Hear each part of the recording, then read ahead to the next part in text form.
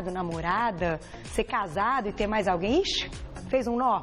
Para tudo que você está fazendo, você tem que ouvir tudo que ela tem a dizer, porque parece algo estranho, mas tem se tornado muito comum. Mais uma vez aqui no programa, a querida psicóloga clínica, terapeuta e educadora sexual, estou falando de doutora Ana Canosa, bem-vinda! Tá boa. Boa tarde.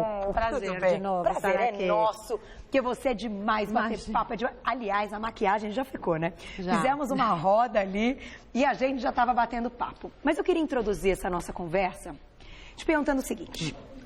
Vamos primeiro esclarecer, então, termos que hoje são utilizados para a gente diferenciar uma coisa da outra. Poliamor, poligamia, ser casado e ter amante, isso é a mesma coisa ou é tudo diferente? É tudo diferente. Jura? Juro. Pensei que era tudo igual. Não, é tudo não, diferente. e as pessoas têm um pouco esse hábito de achar que tudo é a mesma coisa, né? Quando a gente fala de poliamor, nós estamos falando de uma maneira de se relacionar, uma proposta de relação amorosa que permite que você ame mais de uma pessoa ao mesmo tempo. Tá. Então, vamos lá, eu sou casada, eu amo meu companheiro, eu tenho relacionamento sexual com ele ou não, Tá. mas eu estou aberta na relação com esse meu parceiro a me apaixonar por outras pessoas. Esse parceiro sabe, isso é conversado, isso não é mentido, né? Existe uma responsabilidade emocional sobre a relação do casal e também em relação a essa terceira pessoa e assim por diante. Então, assim, é uma proposta amorosa que não vai aceitar a monogamia, ou seja, ter um único parceiro, seja amoroso ou sexual, como uma proposta de vida. Certo. Tá? Isso é o poliamor. Isso é o poliamor. A poligamia vai dizer o quê? Poligamia é aquela pessoa que se casa com mais de uma pessoa. Aí você vai falar, não, Ana, mas é a mesma coisa do poliamor. Mas espera, como é que a poligamia na nossa cultura, na história da humanidade, ela se estabeleceu? Ela se estabeleceu para as mulheres? Não. Muito mais para os homens. Então, Sim. quando você pensa naquela história, quando vocês pensam no harém, né? Então é aquele homem que tem várias esposas e ele tem obrigações com essas esposas.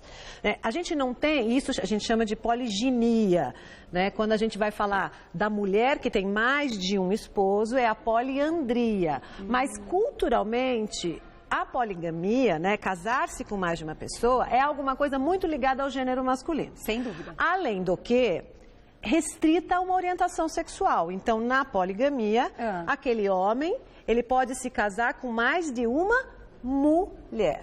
No poliamor, não. O poliamor, ele vai propor que este amor ou essa paixão que você pode ter para mais de uma pessoa pode ser de uma orientação homoafetiva ou heteroafetiva. Então, é uma maneira mais aberta de encarar a relação amorosa e a possibilidade de você ter uma certa diferença de orientação sexual ou de desejo. Então, não é igual a ter um amante ou uma amante, porque quando é amante, a outra pessoa não sabe. Essa é a diferença. Exatamente. Tanto que os poliamoristas, os praticantes do poliamor, eles dizem isso. Será que não é hipócrita eu propor, né, um contrato de monogamia, ou seja, de estar com uma única pessoa e viver relações sexuais e amorosas fora do casamento sem saber? Né? Então, traição. Isso nessa possibilidade. Quando você tem um contrato de monogamia, e se o outro pula a cerca, você está traindo, né? E vai depender de cada casamento os acordos que se faz. E vamos mais, hein? Vocês já viram, né? Vocês estão acompanhando.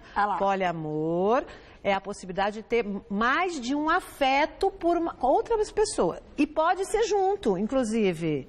Carol. Os três podem se relacionar. Podem se relacionar. Como a gente está vendo nas cenas aí. A gente está mostrando uma cena do filme Os Três. Ok. Né? É isso, né, Lizinha? E aí, os três se relacionam... Não, peraí, não, os três... Bom, eu não cheguei... São os três, São isso. os três, é. Eles são amigos e eles começam a conviver juntos. São 2 rapazes e uma moça. E aí? E eles começam a conviver e essa relação de amizade fraterna ela vira uma relação mais amorosa, inclusive sexual em alguns momentos, né? Com os três, eles vivem a 3. Então eu pergunto...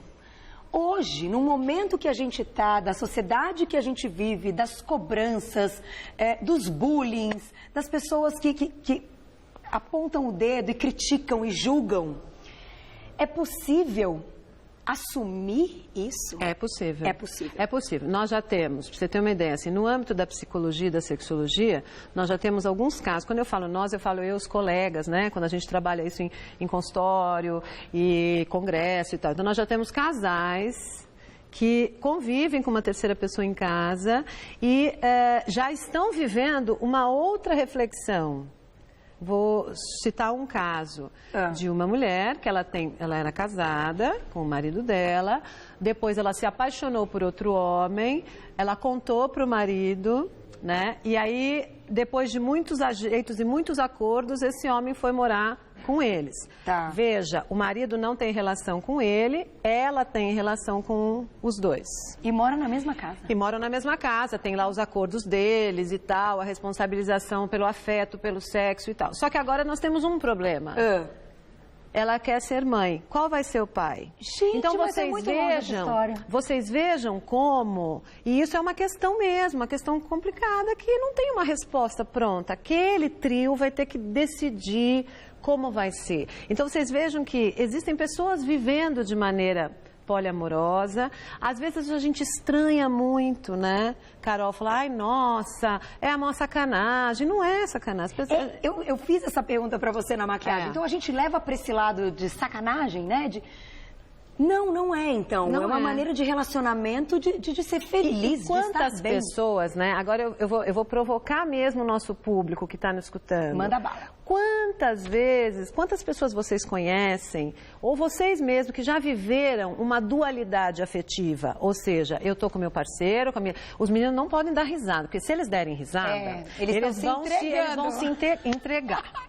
Né? Porque a gente vai falando, eles vão fazendo aquela cara. Aquela cara, e as esposas e namoradas assistem o programa. Quantas vezes você viveu uma dualidade afetiva?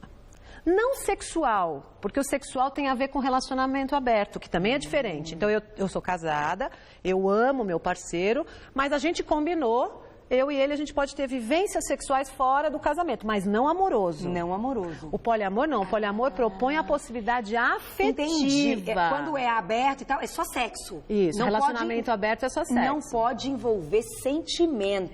Só que nem sempre isso acontece. Nossa, que complicado. Agora, mesmo você que não vive um relacionamento aberto, uma proposta dessa, quem é que já não se viu numa situação de dualidade? Então, assim, eu tenho um parceiro, eu tenho uma família, eu tenho uma parceira, uma super vida amorosa com essa pessoa e, de repente, eu me apaixono por outra. E aí? Será que a gente pode julgar isso como um mal feito, como uma coisa horrorosa? Não. E será que isso não faz parte do humano também? Será que isso não acontece? Pensem. Então, vou fazer o seguinte, eu vou botar uma perguntinha do público, todo mundo vai pensar e aí já começa a lembrar de caso aqui, caso dali, uma loucura. Vamos lá. A Canosa é demais. Um beijinho pra Lu. Obrigada, Lu. É possível ter 2 amores, amar ou gostar de 2 pessoas ao mesmo tempo, ter um sentimento forte? Então, a perguntinha da Lu. É possível, então, amar com a mesma intensidade 2 pessoas? Eu não sei se com a mesma intensidade ou o que ela pensa sobre intensidade, né? Mas eu acho que sim, eu acho que é possível amar 2 pessoas, eu acho que algumas pessoas passam por isso na vida, né? E a proposta de quem é poliamorista é justamente essa. Olha só, você vive essa dualidade, né? Será que eu tenho que recusar um amor, o meu parceiro, para poder viver essa possibilidade essa nova possibilidade amorosa? Então é como se você pudesse contemplar o amor nas suas diversas pessoas, nas suas diversas formas. Mas como fica, Ana, te pergunto, aquela outra pessoa que não está amando o outro, que está amando apenas um, mas sabe que aquele apenas um, aquele parceiro tá amando o outro. Vai ter que dar conta, né? Eu outro dia escrevi, né? Não dá um ciúme, é ciúme, né? Outro dia eu escrevi um texto sobre poliamor, explicando, né? E dizendo que era para os corajosos, né? Para os fortes. É para os fortes. Porque você tem que, primeiro, abandonar uma ideia de amor baseada na posse. Então, aquele outro não é só meu. Segundo, eu tenho que admitir que eu não sou suficiente para o outro. Que existem outros interesses que não sou só eu. Entendi. Né? Nossa, e a gente tem que lidar com ciúmes. Nós, que somos uma população extremamente passional, o brasileiro também é um pouco assim. Então, eu tenho visto alguns documentários, acompanhado alguns casos, e as pessoas dizem, né, que sim, que dá ciúmes, que sim, tem que segurar a onda, mas que se é uma proposta de amor, e se eu amo você, e você ama outro, e você está feliz, eu quero que você... o verdadeiro amor é esse, é ver você feliz. Então eu vou ter que segurar a onda, que neste momento você talvez esteja mais eroticamente envolvida com uma terceira pessoa. Isso é verdade, esse é o verdadeiro amor. Você quer que a outra pessoa esteja bem. E se ela precisa de uma outra pessoa, a gente tem que entender que a gente não é suficiente. Exatamente, e não necessariamente a gente precisa se separar por causa disso. A gente pode manter a nossa história de companheirismo verdadeira, de intimidade emocional, sexual, sendo que você vai ter esse plus. Olha Pessoas evoluídas. Vamos colocar uma perguntinha que mandaram pra gente, né? Público do Você Bonita. Vamos ver quem mandou a perguntinha, olha lá. Oi, meu nome é Ana Júlia Ribeiro. Eu gostaria de saber o que é considerado traição em uma relação poliamorosa. Ixi, Maria, aí ficou difícil. Eu acho que a traição, ela se dá quando não se conta o que está acontecendo. Tá. Porque um dos pilares fortes de uma relação poliamorosa ou poliamorista é a verdade absoluta sobre as emoções e os sentimentos. Tá. A gente tem que ter uma comunhão sobre essa emoção. Se você não conta, eu acho que isso acaba talvez dando uma sensação de traição e desconfiança, mas não a traição erótica, não a traição, mas essa de, pô, eu contava com você, a nossa relação é baseada na verdade. Por exemplo, você podia ter me contado, você não sabe qual é a minha opinião, eu teria te dito, né, no caso. Tudo bem, até eu vou aceitar. A pessoa não sabe até ela dizer. Exatamente. Né, qual vai ser a reação da outra pessoa. Acho que é uma proposta mesmo que tem que ser mantida, né? No sentido da sinceridade absoluta. O que vocês acham, meninos? Negócio não, com a cara lembrando que na questão do poliamor é para homens e mulheres. Não tem essa. Não, Saulito, não divide Juju com ninguém. De jeito nenhum, a Juju é só minha cara dele. Eles não dividem a cara deles. Agora, falando em... Eu também não sei se seria fácil pra mim, não, hein? É que eu nunca vivi essa experiência. Mas o negócio é estranho, eu não sei se eu daria conta. Tipo, meu marido, você que a gente tava falando lá na maquiagem, né? Ele tá se arrumando pra encontrar a namorada. Eu não sei como é que eu ficaria, não sei. É uma coisa, é um negócio... Eu acho interessante, sabe? Eu acho interessante. Eu acho interessante as pessoas estarem vivendo isso, assumirem e conseguirem segurar a onda. Isso é muito interessante. E trazerem pra discussão, a gente conversar. Até porque a gente sabe também, Carol, que essa história de monogamia, ela foi criada no contexto cultural. Se você pensar o amor e o sexo na história da humanidade, nem sempre as pessoas foram monogâmicas, e a monogamia, ou seja, estar com uma pessoa só ao longo da vida, tanto amorosamente quanto sexualmente, nem sempre a monogamia era uma proposta. No século XVIII não foi uma proposta, no próprio século XVII você casava por acordos familiares, você podia amar quem você quisesse fora do casamento ou fazer sexo com quem quisesse. Então, veja, a monogamia, ela é especificamente uma categoria da era romântica. Olha, é verdade, da era romântica. Né? Do século XIX para diante. Então, como o romantismo também está em queda, no sentido todo... Está em crise? O romantismo está em crise? Tá, porque o romantismo... Por que o romantismo está em crise? Porque ele foi estabelecido com outras categorias. Então, era bom você estar casado com uma pessoa só, tendo filhos dessa relação e só sexualmente se relacionar com essa pessoa em nome da estrutura social. O romantismo era maior do que só a felicidade pessoal. Entendi. Hoje, você não precisa casar, você não precisa ter filho, você não precisa ter nada. Você só ama.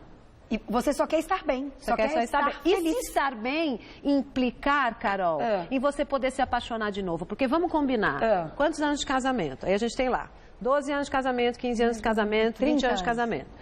Por mais que a gente tenha momentos interessantes nesses 20 anos de casamento, você não está mais apaixonada normalmente como era.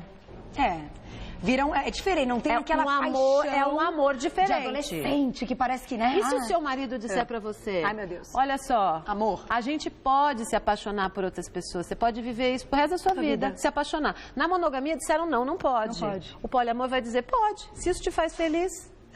E aí, será que isso te faz feliz? Será que faz feliz? Eu preciso de 5, 10 programas com Ana Canosa. Eu adoro, porque a gente conversa tanto, é tão bom fazer essas reflexões e vai ajudar. pirando. E aqui a gente não está julgando nem favorecendo qualquer relação. É isso aí. Muito pelo contrário, a gente está mostrando que nós somos livres e que a sociedade merece ser respeitada, cada um pela sua escolha, né? Exatamente. Agradecendo, e quem quiser entrar em contato com ela, que é maravilhosa, obrigada SBT, que permitiu que a Ana Canosa me liberaram. aqui. Um beijo, muito obrigada. www.anacanosa.com.br, anacanosa.com.br, telefone 5589-1491. 5589-1491. Muito obrigada pelo carinho. Obrigada a você, meu amor, muito, foi ótimo. Sempre. Obrigada, se a SBT liberar, você vem, né? Vem. Obrigada, SBT, mais uma vez. Eu e até venho. a próxima. Beijo, gente. Amanhã, 12:30.